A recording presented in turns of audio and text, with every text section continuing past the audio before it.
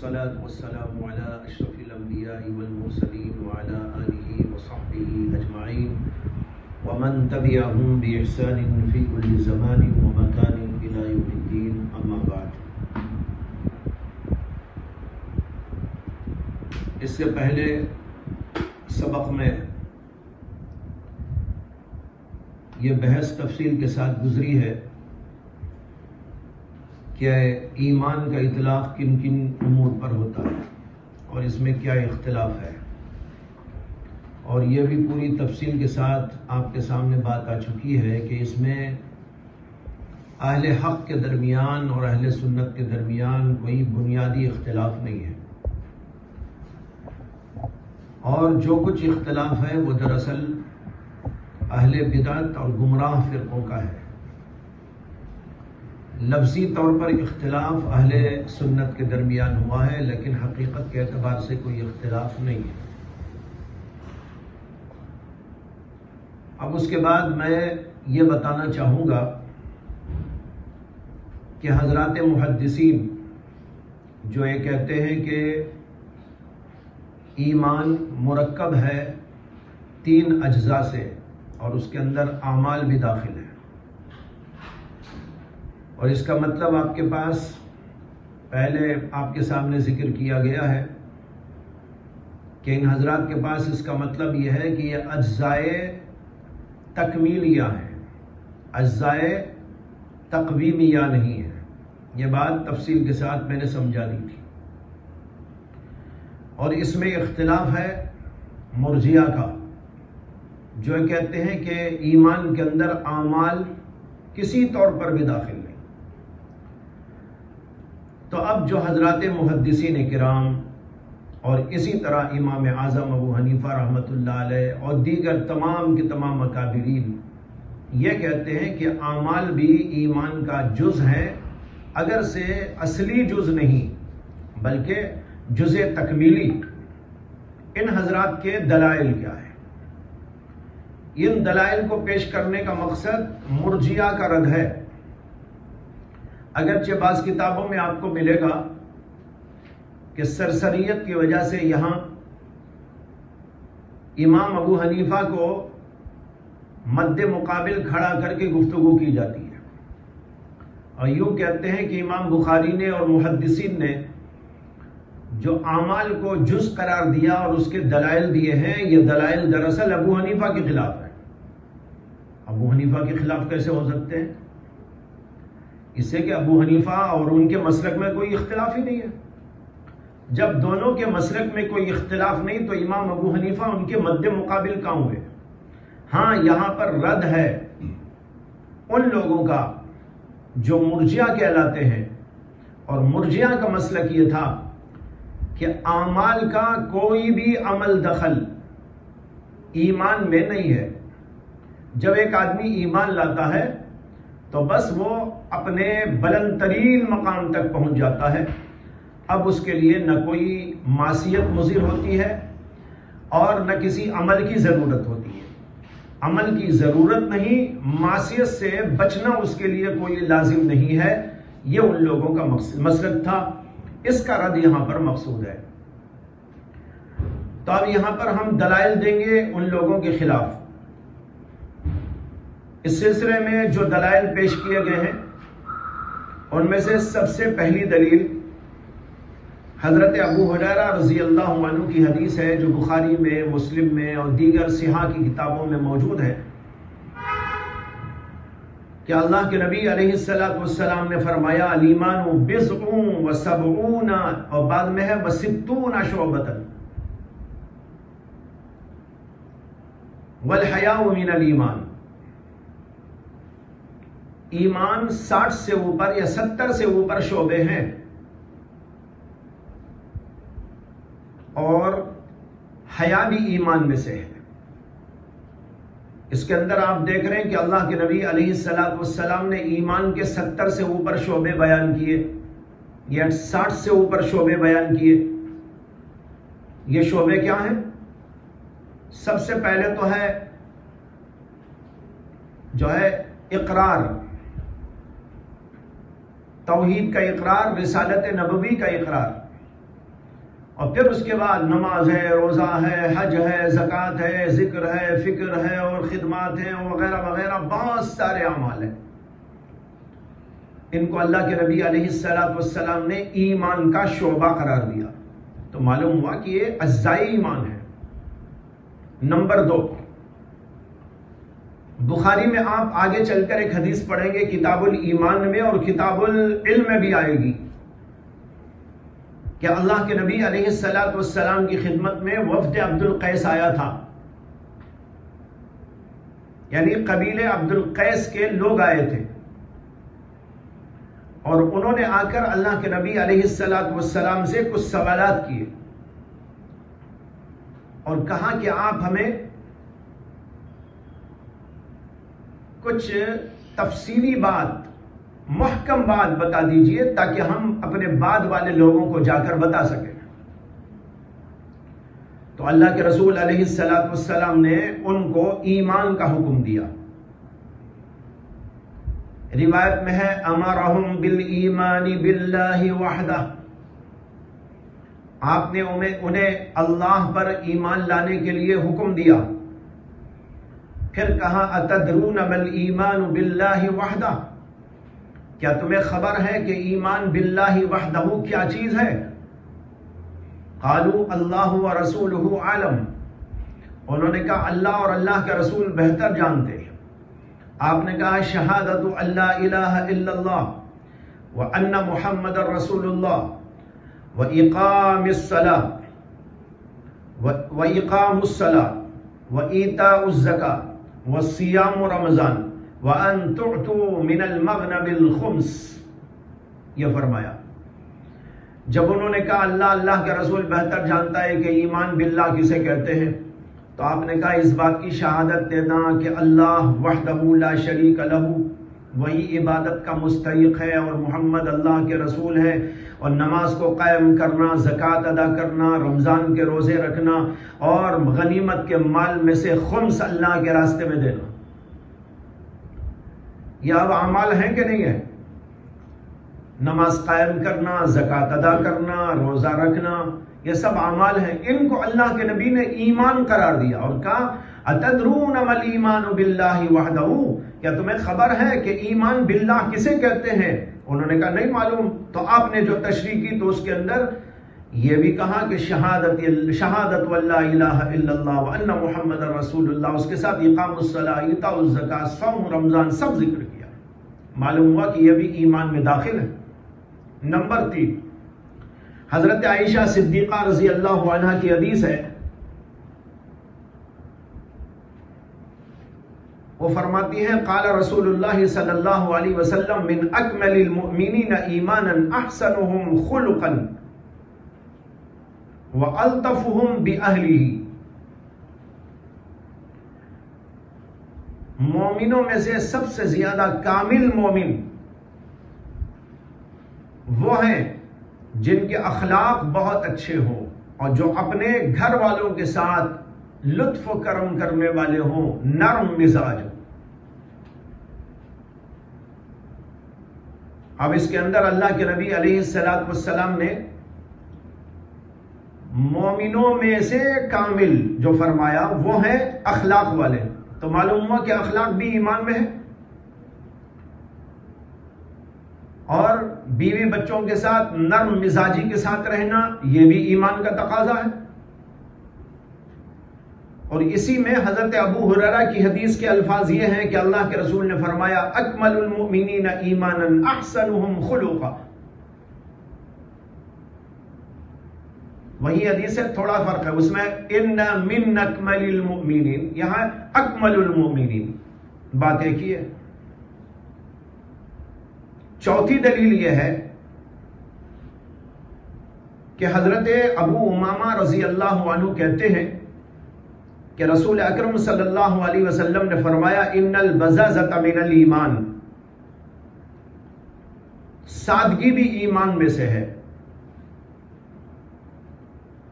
اب دیکھو اس کے اندر سادگی کو اللہ کے نبی نے ایمان کا جز قرار دیا۔ پانچویں دلیل یہ ہے کہ حدیث میں آتا ہے کہ اللہ کے رسول علیہ السلام نے شفاعت کا ذکر کیا کہ قیامت کے میدان میں اللہ تبارک و تعالی شفاعت کے ذریعے بہت سارے لوگوں کو دوزخ سے نکالیں گے، اور اسی کے اندر یہ بھی ہے کہ اللہ تعالیٰ فرمائیں گے اذهبوا فمن وجدتم فی قلبہ مثقال دینار من ایمان فاخرجوه، فرشتوں کو حکم دیں گے کہ جاؤ، جس کے دل میں تم دینار کے برابر ایمان کو پاؤ تو اس کو جہنم سے نکال لو۔ اور پھر فرمائیں گے اذهبوا فمن وجدتم فی قلبہ مثقال نصف دینار فاخرجوه، جس کے دل کے اندر آدھا دینار بھی ہو ایمان کا، اس کو بھی نکال دو۔ اور پھر اسی میں ہے کہ اللہ فرمائیں گے فمن وجدتم فی قلبہ مثقال ذرۃ من ایمان، جس کے دل میں ذرہ برابر ایمان ہو اس کو نکال لو۔ اب اس کے اندر جو بتایا جا رہا ہے کہ ایک وہ ایمان والا ہے جس کا ایمان ذرے کے برابر، ایک وہ ایمان والا ہے جو نصف دینار کے برابر، ایک وہ ایمان والا ہے جو دینار کے برابر، یہ الگ الگ وزن۔ اس سے معلوم ہوتا ہے کہ ایمان بڑھتا بھی ہے، ایمان گھٹتا بھی ہے، ایمان زیادہ بھی ہوتا ہے، ایمان کم بھی ہوتا ہے، یہ اسی عمل کے ذریعے ہوتا ہے۔ تو معلوم ہوا کہ عمل اس کے اندر داخل ہے۔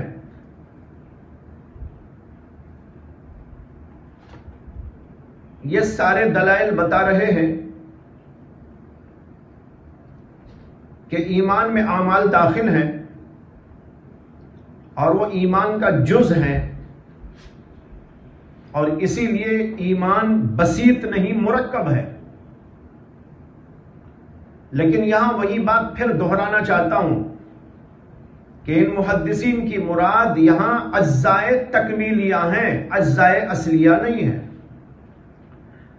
اور اجزائے تکمیلیہ کے اعتبار سے اعمال کا ایمان میں داخل ہونا تمام متکلمین کو، امام ابو حنیفہ سب کو مسلم ہے۔ امام بخاری بھی کہتے ہیں کہ یہ اعمال داخل ہے ایمان کے اندر، لیکن بحیثیت جزء تکمیلی کے داخل ہے، نہ کہ جزء اصلی کے۔ اسی لیے امام بخاری کے نزدیک اور امام شافعی کے نزدیک اور تمام محدثین کے نزدیک اگر کوئی آدمی نماز چھوڑ دیتا ہے، روزہ چھوڑ دیتا ہے، یا کسی گناہ کا ارتکاب کرتا ہے تو وہ کافر نہیں ہے۔ اگر ایمان کے اندر اعمال بھی اصلی جز کے طور پر داخل ہوتے ہیں تو نماز چھوڑنے والے کو کافر کہنا چاہیے، جیسے کہ معتزلہ اور خوارج کہتے ہیں۔ لیکن یہ حضرات یہ نہیں کہتے، آگے چل کر وضاحت کریں گے امام بخاری۔ تو معلوم ہوا کہ امام ابو حنیفہ اور امام بخاری کے مسلک کے اندر کوئی فرق نہیں ہے اس کے اندر۔ تو بہرحال یہاں پر رد ہو گیا مرجئہ کا، جو یہ کہتے ہیں کہ ایمان کے اندر اعمال بالکل کسی طور پر بھی داخل نہیں، نہ جزء اصلی کے طور پر نہ جزء تکمیلی کے طور پر۔ جزء اصلی کے طور پر تو کسی کے نزدیک بھی داخل نہیں، لیکن یہ جزء تکمیلی کے طور پر بھی اس کا جز نہیں مانتے امام بخاری نے اور دیگر محدثین کرام نے، بلکہ امام اعظم ابو حنیفہ نے اور تمام کے تمام متکلمین نے جزء تکمیلی ہونے پر یہ دلائل آپ کے سامنے پیش کر دیے۔ اب اس کے بعد جو لوگ یہ کہتے ہیں کہ ایمان کے اندر اعمال داخل نہیں، ایمان کے اندر اعمال داخل نہیں، یہ دو فرقے ہیں۔ ایک امام ابو حنیفہ رحمۃ اللہ علیہ اور متکلمین، وہ کہتے ہیں ایمان کے اندر اعمال بطور جزء اصلی کے داخل نہیں، اور دوسرے ہیں مرجئہ جو یہ کہتے ہیں کہ ایمان کے اندر اعمال داخل نہیں، یعنی جزء تکمیلی کے طور پر بھی داخل نہیں۔ یہ فرق ہے۔ تو امام ابو حنیفہ اور متکلمین جو کہتے ہیں کہ اعمال ایمان میں داخل نہیں، تو ان کی مراد کیا ہوتی ہے؟ جزء اصلی کے طور پر داخل نہیں۔ اور وہ لوگ جو کہتے ہیں کہ ایمان کے اندر اعمال داخل نہیں، تو ان کا مطلب ہوتا ہے جزء تکمیلی کے طور پر بھی داخل نہیں۔ اب یہاں آپ کو یہ بتائیں گے کہ امام اعظم ابو حنیفہ اور متکلمین حضرات جو کہتے ہیں کہ ایمان ایک بسیط چیز ہے، یعنی ایک جز ہے وہ، اور وہ ہے تصدیق، اور رہے اعمال، تو اعمال ایمان کے لیے نورانیت اور روحانیت پیدا کرنے اور اس کے اندر تقویت پیدا کرنے، اس کو تکمیل تک پہنچانے، اس کے اندر بڑھوتری کرنے، ان چیزوں کے کام آنے والی چیز ہے۔ باقی جو ایمان کہتے ہیں اصلی ایمان، وہ تو ایک ہی ایک جز ہے، اس کے اندر اعمال داخل نہیں۔ اس کے دلائل اب آپ کے سامنے ذکر کروں گا۔ تو یہاں یاد رکھنا ہے کہ جب متکلمین یہ کہتے ہیں کہ ایمان کے اندر اعمال داخل نہیں، تو کیا مطلب؟ جزء اصلی کے طور پر داخل نہیں۔ وہ یہ نہیں کہتے کہ جزء تکمیلی کے طور پر داخل نہیں، جزء تکمیلی کے اعتبار سے تو داخل ہے، ورنہ تو غلط فہمی ہو جائے گی اور وہی سب کچھ کھچڑا پکے گا جیسے کہ پہلے سے پکتا چلا آیا، اور جس کو میں صاف کرنے کے لیے کل پرسوں سے آپ کے سامنے ذکر کرتا آ رہا ہوں۔ تو اب یہاں پر یہ دیکھیے کہ حضرات متکلمین جو یہ کہتے ہیں کہ اعمال جزء اصلی نہیں، یہ کس کا رد ہے؟ امام بخاری کا رد ہے، امام شافعی کا رد ہے، امام مالک کا رد ہے؟ نہیں، یہ معتزلہ اور خوارج کا رد ہے۔ سمجھ میں آیا؟ معتزلہ اور خوارج یہ کہتے تھے کہ اعمال ایمان کے اندر بطور جزء اصلی داخل ہے۔ اب متکلمین نے کہا، اور جیسے کہ میں کل کہہ چکا ہوں کہ امام اعظم کو انہی سے واسطہ تھا، انہی کے سامنے ان کو جو ہے ان کے دلائل کا رد کرنا تھا، تو امام اعظم ابو حنیفہ نے اس زمانے کے اندر یہ بحث کی اور ان کے سامنے دلائل کے دلائل دے کر ان کے مسلک کو توڑ دیا۔ جو یہ کہتے تھے معتزلہ اور خوارج کہ اعمال ایمان کا جزء اصلی ہیں، اعمال ایمان کے جزء اصلی ہیں، اور جزء اصلی ہونے کی وجہ سے اگر ایمان میں فطور آئے گا، اعمال میں فطور آئے گا، اعمال کے اندر قصور آئے گا، تو آدمی مومن ہی نہیں رہتا، وہ تو کافر ہو جاتا ہے۔ یہ مسلک اہل سنت کا نہیں، یہ معتزلہ کا مسلک ہے، خوارج کا مسلک ہے۔ امام اعظم ابو حنیفہ رحمۃ اللہ علیہ نے ان کے رد کے اندر دلائل قائم کیے، متکلمین حضرات نے ان کے رد کے اندر دلائل قائم کیے۔ اب آپ کو وہ دلائل سمجھنے ہیں، اس سے کہ امام بخاری نے ان دلائل، حالانکہ مسلک ان کا بھی وہی ہے، لیکن ان کو چونکہ مرجئہ کا رد کرنا تھا تو انہوں نے اس سے ٹچ نہیں کیا۔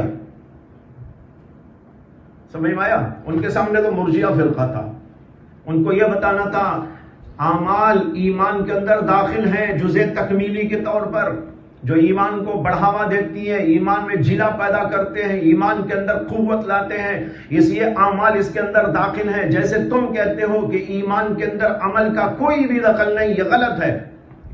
امام بخاری نے پوری کتاب اسی سے لبریز کر رکھی ہے، جیسے کہ آپ پڑھیں گے، اس کا اختصار میں نے ابھی آپ کے سامنے پیش کیا۔ لیکن امام ابو حنیفہ اور متکلمین کے سامنے معتزلہ اور خوارج فرقہ تھا جو یہ کہتا تھا کہ اعمال کا ایمان کے اندر جو دخول ہے، یا اعمال جو ایمان کے اندر بطور جز شامل ہے، وہ بطور جزء اصلی شامل ہے، اس لیے جو آدمی عمل میں کوتاہی کرے گا وہ مسلمان نہیں رہے گا، وہ کافر ہو جائے گا۔ اب ان کا رد کرنا تھا۔ امام بخاری نے مستقلاً ان کا رد نہیں کیا ہے، ضمناً کیا ہے، آگے چل کر ایک دو باب آئیں گے وہاں بتاؤں گا میں۔ لیکن امام ابو حنیفہ کے سامنے تو یہی فرقہ تھا، اسی امام صاحب نے اور متکلمین نے ان کا خوب رد کیا۔ کیا دلائل دیے ان حضرات نے؟ اب سنیے اس کی بحث۔ جو دلائل ان حضرات نے دیے ہیں ان میں سے کچھ کا ذکر آپ کے سامنے کروں گا۔ نمبر 1، قرآن کریم کی وہ تمام آیات جن میں اعمال کا عطف ایمان پر کیا گیا ہے.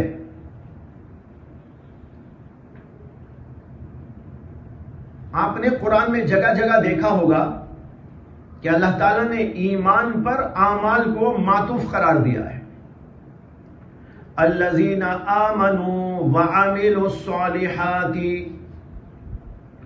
وَأَمَّا مَنْ آمَنَ وَعَمِلَ صَالِحًا وَأَمَّا مَنْ تَابَ وَآمَنَ وَعَمِلَ صَالِحًا. قرآن میں تو سینکڑوں آیات ہیں اسی. ان سب جگہ پر غور طلب بات یہ ہے کہ اللہ تعالیٰ نے ایمان کو الگ بیان کیا اور عمل کو الگ بیان کیا. ایمان میں اعمال خود داخل ہیں تو اسے الگ الگ بیان کرنے کی کیا ضرورت, وہ بھی معطوف علیہ کر کے. اور یہ آپ جانتے ہیں کہ معطوف علیہ میں مغایرت ہوتی ہے. ہم نے کہا جاء زید و بکر و خالد, تو اس کا مطلب صاف یہ ہے کہ ایک شخص آیا اس کا نام زید ہے, دوسرا آیا اس کا نام بکر ہے, تیسرا آیا اس کا نام خالد ہے. یہ تین الگ الگ شخصیتیں آئیں, تینوں میں مغایرت ہے. یہ تینوں ایک ہی شخص نہیں ہو سکتے, یہ بالکل بدیہی بات ہے. لہذا علماء محدثین, علماء متکلمین اور امام اعظم ابو حنیفہ رحمۃ اللہ علیہ ان تمام کی تمام آیات سے استدلال کرتے ہیں جن کے اندر ایمان اور اعمال کو عطف کے ساتھ ذکر کیا گیا ہے, اس لیے کہ اصل عطف کے اندر تو مغایرت ہی ہے. نمبر 2, دوسری دلیل ان حضرات کی قرآن کریم کی وہ تمام آیات ہیں جن میں عمل کے لیے ایمان کو شرط قرار دیا گیا ہے.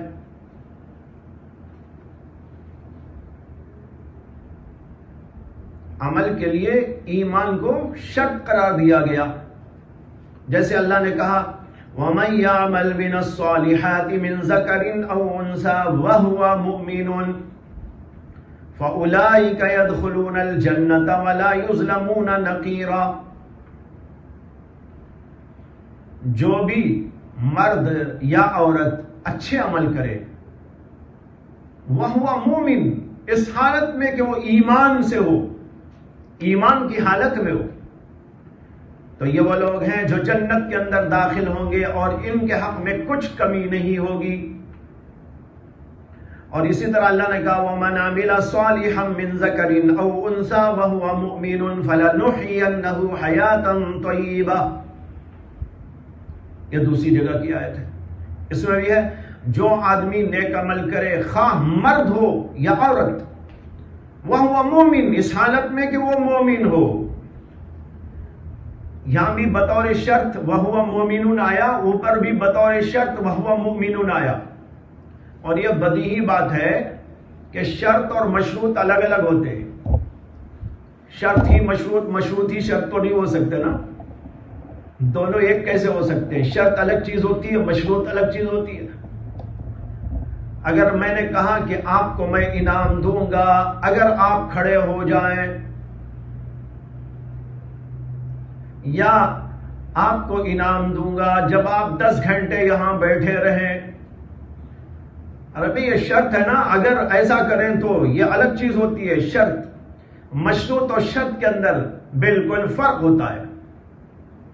اب اللہ کہہ رہے ہیں جو عمل کرے اس شرط کے ساتھ کہ وہ ایمان رکھتا ہو. معلوم ہوا کہ عمل اور ایمان کے درمیان مغایرت ہے. اگر ایمان میں اعمال خود ہی داخل ہوتے تو پھر یہ کہنے کا کوئی مطلب نہ ہوتا. اس لیے اس قسم کے تمام دلائل اور اس قسم کی تمام آیات یہ بھی ان حضرات کی دلیل ہے, اس بات کی دلیل کہ ایمان میں اور عمل میں مغایرت ہے. مغایرت کا مطلب یہ الگ اور یہ الگ ہے. اسی طرح وہ تمام آیات بھی ان حضرات کی دلیل ہیں جن میں ایمان والوں سے اعمال کا مطالبہ کیا گیا ہے. یا ایھا الذین آمنوا اتقوا اللہ, اے ایمان والو تقوی اختیار کرو. تقوی عمل ہے نا, خطاب ایمان والوں سے ہے. اگر تقوی کے بغیر ایمان کا تحقق ہی نہ ہوا تھا تو ان کو یا ایھا الذین آمنوا کہہ کر خطاب کرنا ہی درست نہ ہوتا. سمجھ میں آئی نا بات؟ خطاب ہے اے ایمان والو، یعنی اے مان لینے والو اب عمل کرو، اتقوا اللہ. معلوم ہوا کہ دونوں میں مغایرت ہے. اگر ایمان کے اندر تقوی پہلے ہی سے داخل ہوتا یا ہر عمل اس کے اندر پہلے ہی سے داخل ہوتا تو پھر ان سے خطاب کرتے ہوئے ان کو یوں کہنے کا مطلب بیکار ہو جاتا. اور قرآن میں ایسی بے شمار آیات ہیں جن کے اندر اللہ تعالیٰ نے اہل ایمان سے خطاب کرتے ہوئے احکام دیے، جیسے یا ایھا الذین آمنوا اتقوا اللہ تو کئی جگہ ہے. یا ایھا الذین آمنوا اتقوا اللہ ولتنظر نفس ما قدمت لغد واتقوا اللہ. اسی طرح مختلف اور اعمال اللہ تعالیٰ نے بطور مطالبہ ان کے سامنے ذکر کیے ہیں. یہ ساری آیات ان حضرات کی دلیل ہے، اس بات کی دلیل کہ عمل الگ ہے اور ایمان الگ ہے. اس سلسلے میں ان حضرات کی چوتھی دلیل قرآن کریم کی وہ آیتیں ہیں جن میں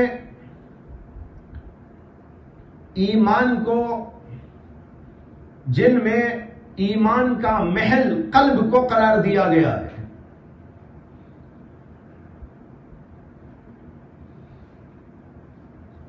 جن میں ایمان کا محل قلب کو قرار دیا گیا ہے. جیسے اللہ نے کہا اولئک کتب فی قلوبہم الایمان، اولئک کتب فی قلوبہم الایمان، یہ ہیں وہ لوگ جن کے دلوں کے اندر اللہ نے ایمان کو رکھ دیا ہے. کتبہ کے معنی لکھنے کے ہیں، لیکن مراد یہ ہے، اب دیکھو اس کے اندر اللہ تعالیٰ نے ایمان کا محل جو بتایا ہے وہ قلب کو بتایا ہے. تو معلوم ہوا کہ ایمان جو ہے وہ قلب میں آتا ہے اور عمل قلب میں نہیں آتا. عمل ہاتھ میں، پیر میں، آنکھ میں، ناک میں، ادھر ادھر آتا ہے. آپ نماز پڑھتے ہیں، روزہ رکھتے ہیں، ذکر کرتے ہیں، تلاوت کرتے ہیں، مختلف قسم کے اعمال ہوتے ہیں. یہ اعمال اپنے ظاہری اعضاء سے ادا کیے جاتے ہیں. معلوم ہو کہ دونوں میں فرق ہے.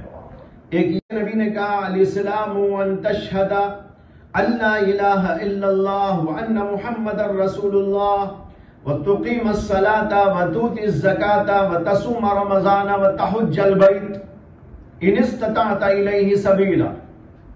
یہ مشکات میں بھی آپ نے حدیث پڑھ لی ہے. آپ نے کہا اسلام یہ ہے کہ تو گواہی دے اللہ کے سوا کوئی معبود نہیں، اور اس بات کی کہ محمد اللہ کے رسول ہیں، اور یہ کہ تو نماز قائم کرے، زکوٰۃ ادا کرے، رمضان کے روزے رکھے، اور تجھے استطاعت موجود ہے تو اللہ کے گھر کا جا کر حج کرے. لیکن جب سوال کیا جبریل نے اخبرنی عن الایمان، ایمان کے بارے میں بتائیے، تو آپ نے کہا ان تؤمن باللہ وملائکتہ وکتبہ ورسلہ والیوم الآخر وتؤمن بالقدر خیرہ وشرہ. یہ آپ پڑھ چکے ہیں. اس کے اندر کیا کیا چیزیں ایمان میں ہیں وہ بتایا. اللہ پر ایمان، رسولوں پر ایمان، کتابوں پر ایمان، اللہ کے فرشتوں پر ایمان، آخرت پر ایمان، اور تقدیر پر ایمان کہ اچھا اور برا جو ہوتا ہے اللہ کی تقدیر سے ہوتا ہے. یہ آپ نے ارشاد فرمایا. اب اس میں اعمال کو ایمان سے جدا کر کے پیش کیا اللہ کے نبی علیہ السلام نے. اسلام کی تعریف میں تو اعمال ذکر کیے، نماز، روزہ، حج، زکوٰۃ وغیرہ، لیکن جب ایمان کے بارے میں پوچھا تو اس کے اندر اعمال کا ذکر نہیں آیا. اس کے اندر ماننے کا ذکر آیا، تصدیق کا ذکر آیا. ان تؤمن باللہ وملائکتہ ورسلہ والیوم الآخر وغیرہ. تو دونوں میں فرق کیا کہ نہیں کیا؟ یہ فرق اس بات کی دلیل ہے کہ ایمان میں اعمال داخل نہیں. ایمان ماننے کا نام ہے، اعمال اس کے بعد کچھ کرنے کا نام ہے. یہ دو الگ الگ چیزیں ہیں. چھٹی دلیل اس سلسلے میں حضرت اسامہ بن زید رضی اللہ عنہ کی حدیث ہے کہ اللہ کے رسول علیہ السلام نے ان کو بھیجا تھا جہاد کی ایک مہم پر، اور یہ اپنے ساتھیوں کے ساتھ جا رہے تھے. راستے میں ایک شخص کو دیکھا اور اس کی طرف بڑھا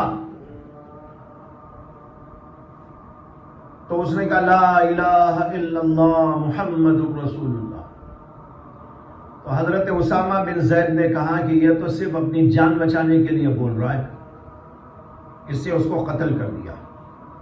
جب اللہ کے رسول علیہ السلام کو معلوم ہوا تو بہت غصے میں آئے اور آپ نے کہا ہلا شققت قلبہ، کیا تو نے اس کے سینے کو چیر کر دیکھا تھا؟ ایمان ہے کہ نہیں ہے؟ اب دیکھو اللہ کے رسول علیہ السلام ایمان کے لیے بول رہے ہلا شققت قلبہ. معلوم ہوا کہ ایمان دل میں ہوتا ہے، اعضاء میں نہیں ہوتا. جبکہ نماز، روزہ اور دیگر اعمال وہ تو ظاہر سے معلوم ہوتے ہیں. معلوم ہوا دونوں کے درمیان میں فرق ہے.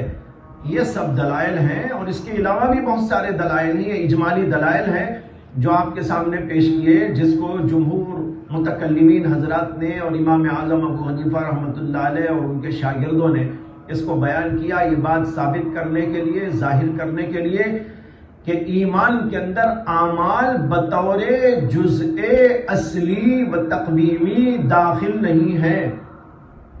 یہ لفظ میں بار بار بول رہا ہوں غلط فہمی کو دور کرنے کے لیے. جزء اصلی اور جزء تقویمی کے طور پر داخل نہیں ہے.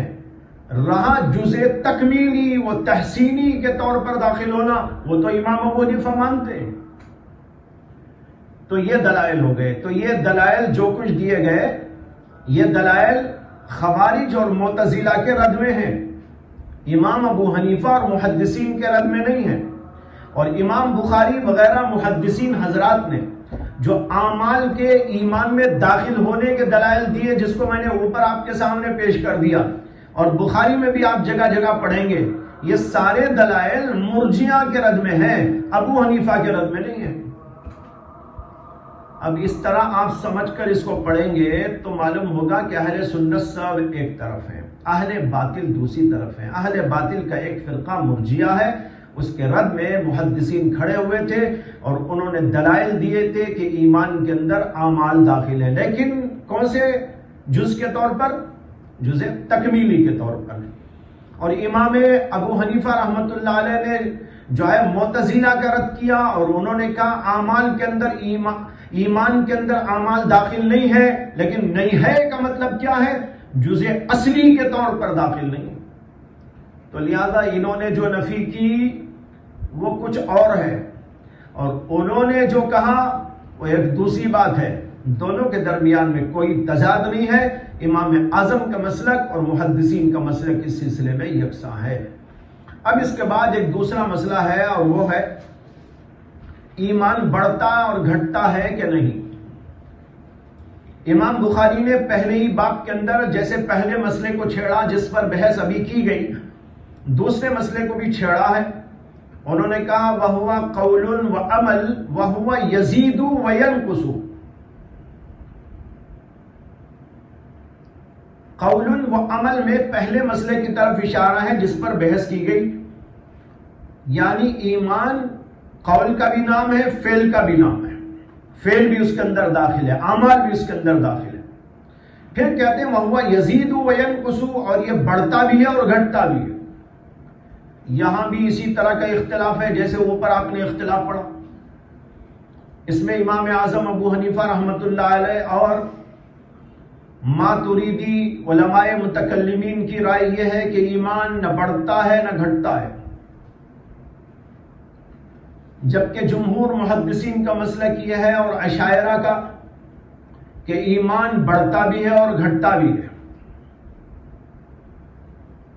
امام بخاری نے اپنی کسی کتاب میں بالکل یہیں پر بہت سارے دلائل پیش کر دیے ہیں کہ ایمان بڑھتا ہے اور گھٹتا ہے.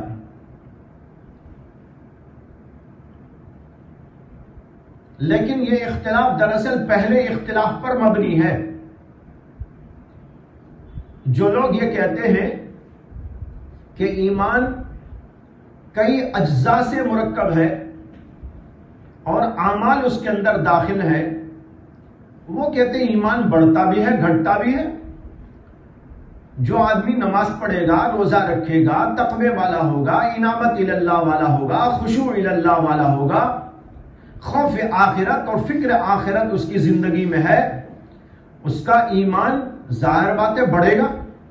اور جو آدمی نہ نماز پڑھتا ہو، نہ روزہ رکھتا ہو، نہ زکوٰۃ دیتا ہو، نہ اللہ سے ڈرتا ہو، گناہوں کے اندر مبتلا ہو، خوف آخرت سے بالکل دور ہو، ایسے آدمی کا ایمان ظاہر بات ہے کہ بہت ہی گھٹیا ہوگا اور گھٹ جائے گا.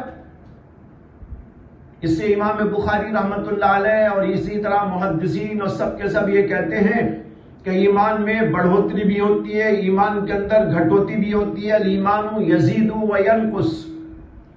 امام ابو حنیفہ رحمت اللہ علیہ اور متکلمین ماتریدیہ جو یہ کہتے ہیں کہ ایمان ایک ہی ایک جز کا نام ہے، وہ ہے تصدیق. اعمال اس کے اندر بطور اصلی اجزاء داخل نہیں. وہ کہتے ہیں ایمان کے بڑھنے گھٹنے کا کیا سوال ہے، اسے کہ وہ تو ایک جز ہے، گھٹے گا ختم ہو جائے گا، بڑھے گا تو بھی وہ اصل جو ہے وہ نہیں بڑھے گا، اس میں بڑھوتری ہوگی. وہ تو اوپر کی چیز ہے جو بڑھ رہی ہے، جو اصلی ہے وہ تو اتنا ہی ہے. جیسے انسان سب کے سب انسانیت میں یکساں ہے، جتنی انسانیت میرے میں اتنی انسانیت آپ میں، جتنی انسانیت میرے میں اور آپ میں اتنی ہی انسانیت بادشاہ میں، جتنی انسانیت بادشاہ میں اتنی ہی انسانیت ہر آدمی میں. تو نفس انسانیت میں بڑھنے گھٹنے کا سوال نہیں، وہ تو اتنی رہتی ہے. اب بڑھ رہا ہے گھٹ رہا ہے تو وہ انسانیت بڑھ رہی ہے گھٹ رہی ہے، یعنی اخلاق، کردار، اعمال، انداز، زندگی کے اندر تہذیب، تمدن، خدمت وغیرہ وغیرہ. اس کے اعتبار سے کہتے ہیں بھئی یہ بہت بڑا انسان ہے. کتنا بڑا ہے؟ پہاڑ کے اتنا. یہ بہت بڑا انسان ہے. وہ تو ایک بہت چھوٹا انسان ہے، میں تو جانتا ہوں اس کو، وہ تو چھوٹا سا انسان ہے، چھوٹا سا آدمی ہے. اب یہاں چھوٹا بڑا کیا مطلب ہے؟ سائز نہیں بھائی، سائز تو دونوں کا برابر ہی ہوگا، بلکہ ہو سکتا ہے جس کو آپ چھوٹا انسان بول رہے ہیں وہ بڑے انسان سے بھی زیادہ جو ہے بڑا ہو، سائز میں بڑا ہو، موٹا تڑنگا. اور وہ جس کو آپ بہت اچھا آدمی بول رہے ہیں، بہت بڑا آدمی بول رہے ہیں نا، وہ دیکھنے میں ہو چھوٹا سا، ہو سکتا ہے ایسا. لیکن یہاں جو ہم بول رہے ہیں بڑھنے اور گھٹنے کی بات، یہ اس کے اندر کی کچھ اور چیزوں کے بارے میں. نفس انسانیت میں بڑھنے گھٹنے کا سوال نہیں ہے، وہ اس کے بعد والی چیزوں کی بات ہے.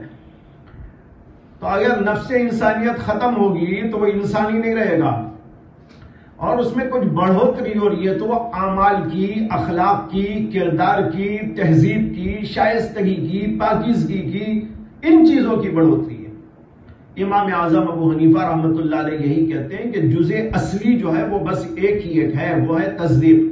وہ بڑھنے گھٹنے کا سوال نہیں، وہ تو اتنا ہی رہتا ہے. جو بڑھتے اور گھٹتے ہیں وہ کیا؟ وہ اس کے کمال و جمال کی چیزیں، جو اعمال کے ذریعے، اخلاق کے ذریعے، کردار کے ذریعے، ان چیزوں کے ذریعے بڑھتے اور گھٹتے ہیں، یہ وہ دوسری چیزیں ہیں. اب دیکھو وہی اختلاف جو وہاں تھا نا وہی یہاں آ گیا. اب امام اعظم میں اور محدثین میں کیا فرق ہے؟ محدثین کہتے ہیں کہ اعمال سے ایمان کے اندر بڑھوتری ہوتی ہے، اعمال کو چھوڑنے سے، معصیتوں کے کرنے سے گھٹوتی ہوتی ہے. امام ابو حنیفہ کہتے ہیں کہ بے شک اعمال سے ایمان بڑھتا ہے اور معصیتوں سے ایمان گھٹتا ہے، لیکن اصلی ایمان نہیں، کمالی ایمان بڑھتا اور گھٹتا ہے، جس کی ابھی میں نے مثال دی. تو کمال ایمان کے بڑھنے اور گھٹنے میں کوئی اختلاف نہیں، اور اصلی ایمان کے نہ بڑھنے نہ گھٹنے میں اسے بھی کوئی اختلاف نہیں. جمہور محدثین میں کہتے ہیں اصلی جو ایمان ہے اس میں بڑھنے گھٹنے کا کیا سوال ہے. جو بڑھتا اور گھٹتا ہے وہ کمال ایمان بڑھتا ہے اور گھٹتا ہے کسی کا بہت اونچے درجے تک پہنچاتا ہے. جیسے انبیاء کرام علیہ السلام، حضرات اولیاء اعظام، حضرات صحابہ کرام، اور ان کے اندر بھی حضرت ابوبکر صدیق کا، اور پھر عمر بن خطاب کا، اور عثمان غنی کا، علی مرتضیٰ کا، اور ایسے بعض صحابہ کرام کا، اور باقی دوسرے اس کے بعد کے درجے، پھر اس کے بعد کے درجے، اور پھر عامت المسلمین، ان لوگوں کا ایمان. اس کے اندر بہت بڑا فرق ہے اور زمین آسمان کا فرق ہے. لیکن یہ فرق جو ہے وہ اصلی ایمان میں، نفس تصدیق میں نہیں ہے، بلکہ یہ کمال ایمان کے اندر فرق ہے. امام اعظم ابو حنیفہ رحمۃ اللہ علیہ کا یہی مطلب ہے. اس کی دلیل یہ ہے کہ امام طحاوی نے جو اپنا رسالہ عقائد پر لکھا ہے، اس کو آپ لوگوں نے بھی پڑھا ہوگا، عقیدۃ الطحاوی. اس کے اندر امام طحاوی نے جو لکھا ہے وہ ابو حنیفہ کا عقیدہ ہے. چنانچہ شروع ہی میں لکھ دیا انہوں نے کہ یہ عقیدہ ابو حنیفہ کا اور امام محمد کا، امام ابو یوسف کا ہے. یہ ساری دنیا کے تمام علماء کے پاس متفق علیہ کتاب ہے عقیدۃ الطحاوی. تمام دنیا کے سب لوگ جو ان کے بعد آئے وہ سب اسی کتاب سے خوشہ چینی کرتے ہیں، اور اس کتاب کی عظمت، اس کے تقدس، اس کی بڑائی اور بزرگی کو مانتے ہیں، اور اس کے اندر جو عقائد لکھے ہوئے ہیں اس کو سب کے سب اہل حق کا مسلک قرار دیتے ہیں. اسی لیے دیکھا جاتا ہے کہ عرب کے اندر جو بھی کوئی بڑا عالم ہوتا ہے نا، وہ سب سے پہلے اس کی شرح لکھ دیتا ہے. پتہ نہیں کتنی شرح اب تک آ گئی. پہلے زمانے میں تو کم لکھی گئی اس کی شرح، 2-4 ہی ملتی ہیں، لیکن اب قریب زمانے میں ہم دیکھ رہے ہیں کہ اس کی شروحات کی بھرمار ہے. جو بھی بڑا عالم پیدا ہو رہا ہے عرب کے اندر، وہ ضرور اس کی شرح لکھ کے جاتا ہے. یعنی وہ سمجھتا ہے کہ میری فضیلت ہے کہ میں اس کی شرح لکھ دوں. یہ حال ہے. تو یہ ایسی کتاب، اس کتاب کے اندر امام طحاوی نے ابو حنیفہ کا جو مسلک اس سے بیان کیا ہے وہ یہ ہے کہ امام ابو حنیفہ نے کہا ہے کہ ایمان جو ہے وہ تصدیق ہے، اور وہ سب کچھ ہے جو رسول اللہ صلی اللہ علیہ وسلم سے مروی ہے. یہ بھی ہے اس کے اندر ایمان کی تعریف میں. الایمان هو التصدیق وما جاء عن النبی صلی اللہ علیہ وسلم من الدین والشرائع. الفاظ مجھے کچھ جو ہے یہ ہو رہے ہیں، الفاظ پورے یہی نہیں، لیکن مطلب خلاصہ یہی ہے. تو ایمان کی تعریف میں لکھ رہے ہیں، اور پھر اس کے بعد میں لکھتے ہیں کہ ابو حنیفہ کا مسلک یہ ہے وَهُوَ يَزِيدُ بِالطَّاعَةِ وَيَنْقُصُ بِالْمَعْصِيَةِ. دیکھ رہے ہیں آپ، یہ ابو حنیفہ کا مسلک ہے. ایمان بڑھتا ہے کس کے ساتھ؟ طاعتوں کے ساتھ. وَيَنْقُصُ بِالْمَعْصِيَةِ، اور معصیت کی وجہ سے گھٹ جاتا ہے. یہی تو محدثین کا مسلک ہے. محدثین بھی یہی کہتے تھے. علامہ شبیر احمد عثمانی رحمت اللہ علیہ نے فضل الباری کے اندر اس مسئلے پر گفتگو کرتے ہوئے ایک اہم بات لکھی ہے. وہ یہ کہ جو امام اعظم ابو حنیفہ کا مسلک اور اسی طرح جمہور محدثین کا مسلک نقل کرنے والوں نے بعد میں نقل کیا، تو انہوں نے ان بزرگوں کے اصلی کلام کو چھوڑ کر اس کی ترجمانی کی، اور اس ترجمانی میں انہوں نے ان کے الفاظ میں کچھ رد و بدل کر دیا، کچھ چھوڑ دیا، جس سے غلط فہمیاں پیدا ہو گئی. وہ کہتے ہیں کہ محدثین کی جو عبارت اصل میں تھی وہ یہ تھی کہ الایمان هو التصدیق، تصدیق بالقلب یا معرفت بالقلب، و اقرار باللسان و عمل بالارکان. وَهُوَ يَزِيدُ بِالطَّاعَةِ وَيَنْقُصُ بِالْمَعْصِيَةِ، یہ عبارت تھی. یہی عبارت ابو حنیفہ سے ثابت ہے، دونوں میں کوئی فرق نہیں. لیکن بعد میں آنے والوں نے کیا کر دیا؟ بالطاعت بالمعصیت کو نکال دیا. غلط فہمی کی بنیاد یہاں شروع ہو گئی.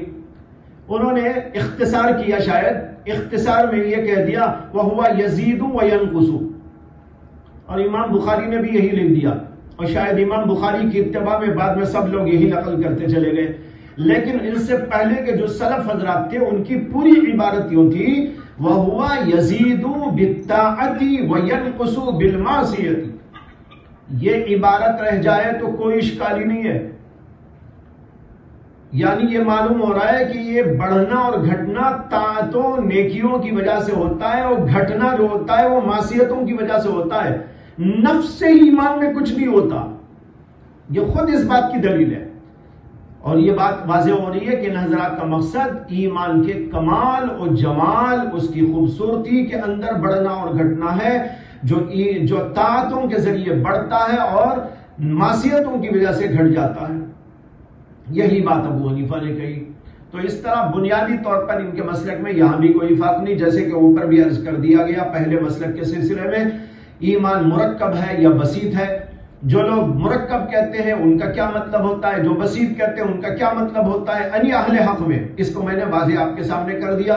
پھر اسی کی بنیاد پر یہ اختلاف ہے، اور یہاں بھی یہ اختلاف لفظی سے اختلاف ہے، حقیقت کے اعتبار سے کوئی اختلاف یہاں پر بھی موجود نہیں. لہذا ابو حنیفہ بھی یہ کہتے ہیں نفس سے ایمان تو بڑھتا گھٹتا نہیں، لیکن کمال ایمان بڑھتا گھٹتا ہے. نیکی کرو بڑھے گا، معصیت کرو گھٹے گا. اور وہ حضرات بھی کہتے ہیں کہ ایمان جو بڑھتا گھٹتا ہے وہ معصیتوں کی وجہ سے گھٹتا ہے اور نیکیوں کی وجہ سے بڑھتا ہے. تو معلوم ہوا کہ دونوں کے مسلک میں یہاں کوئی بھی اختلاف نہیں ہے، بنیادی طور پر لفظی قسم کا اختلاف ہے. اور جو اس میں اصلی اختلاف ہے وہ اختلاف تو باطل فرقوں کا ہے، جیسے کہ مرجیہ کا اختلاف. مرجیہ کہتے ہیں کہ اگر کوئی آدمی طاعت کرے گا تو کچھ بڑھوتری نہیں ہوگی، وہ تو ایمان سے جو ہونی تھی ہو گئی. اور وہ یہ بھی کہتے ہیں کہ معصیت سے کوئی نقصان نہیں ہوگا. جیسے کفر کے ساتھ نیکی فائدہ مند نہیں، اسی طرح ایمان کے ہوتے ہوئے معصیت کچھ نقصان دے دے. یہ ان کا جملہ ہے، یہ ان کا نعرہ تھا. یہ نعرہ غلط ہے، 100% غلط ہے، قرآن حدیث کے بالکل خلاف ہے. اور امام ابو حنیفہ رحمۃ اللہ علیہ نے بھی ان کا رد کیا ہے، اور جمہور محدثین نے بھی ان کا رد کیا ہے. تو یہاں پر اصلی جو مد مقابل ہے وہ یہ لوگ ہیں، اس کو یاد رکھنا چاہیے. تو یہ دوسرا مسئلہ ہے، اور امام بخاری رحمۃ اللہ علیہ اس مسئلے پر بھی گفتگو کریں گے. لیکن ہر جگہ آپ کو یہ یاد رکھنا چاہیے کہ یہ اختلاف اہل حق میں کس نوعیت کا ہوا ہے اور اہل باطل میں کس نوعیت کا ہوا ہے.